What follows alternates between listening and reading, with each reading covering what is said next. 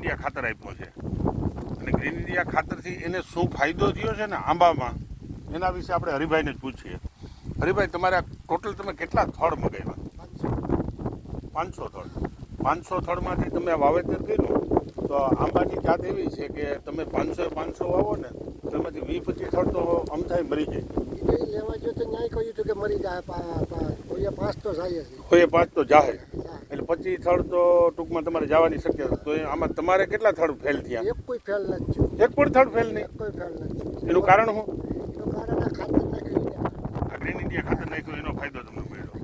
એનો પેલો પ્લોટ મેં આંબા હતા ને મેં રોપડા વાયા ને એમાં વાયું ને, હા, તો એમાંથી મને માહિતી મળી કે આ ખાતર હોવાય એટલે તે નાખ્યું આમાં. હા, તે મને બહુ હા. પછી તમને બીજા કંઈ ગ્રીન ઇન્ડિયાના તમે બીજા કંઈ નવા ખતરા કર્યા કે આ બીજા ઝાડવામાં નાખ્યું કે આ તે કે બીજા નથી, બીજા કયા ખતરા?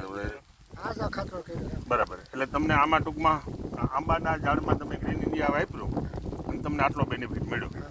એટલે ટૂંકમાં આમ સાદી ભાષામાં કહીએ તો આંબાનું થડ એક આવ્યું હતું કેટલામાં? 500માં આવ્યું હતું. 500માં. 500માં એક થડ આવ્યું ને 25 થડ જાય એટલે 12,500 રૂપિયાની નુકસાની તો તમને સીધી આવત. એ તમને જેની કલમો આપી એ લોકોએ તમને એવું કીધું હતું કે 5 જાહે, તો એની જગ્યાએ 12,500નો ફાયદો તમને સીધો તો ખાલી આ આંબા ઉછરી ગયા એમાં જ થઈ ગયો. મારા ભાઈ વેરાવળ વાયા એને વયા ગયા. હા, સરસ. તો મિત્રો, આજે હરિભાઈના આંબા જોઈ રહ્યા છીએ. એની 500 આંબાના થડ વાવ્યા છે અને 500 આંબા એના ઉજરી ગયા છે. અને ઉજરવાનું કારણ માત્ર ને માત્ર ગ્રીન ઇન્ડિયા ખાતર છે.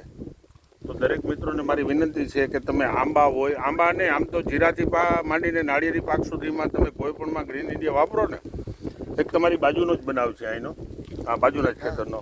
પ્રતાપભાઈ એમ કહેતા હતા કે અમારા ગામમાં એવરેજ બધા લોકો 30-35 કિલો મગફળીના કણ વાવે છે. તો પ્રતાપભાઈ એમ કહે છે કે મેં 19 કિલો વાવ્યા. તો તમને શું લાગે છે એની મગફળીમાં? એની મગફળી સિવાય કોઈ નથી, એની દવા કે કંઈ નથી થતું. હું અહીંયા થડમાં જ છું. બરાબર. તો હવે તમારે છે ને આમાં અમે જે તમને માર્ગદર્શન આપીએ ને એ રીતે તમે આગળ વધજો. તમારા આંબાનો તમને 100% લાભ મળે, એકદમ ફળદ્રુપતા આવી જાય. બરાબર? એ હાસ. ઓકે.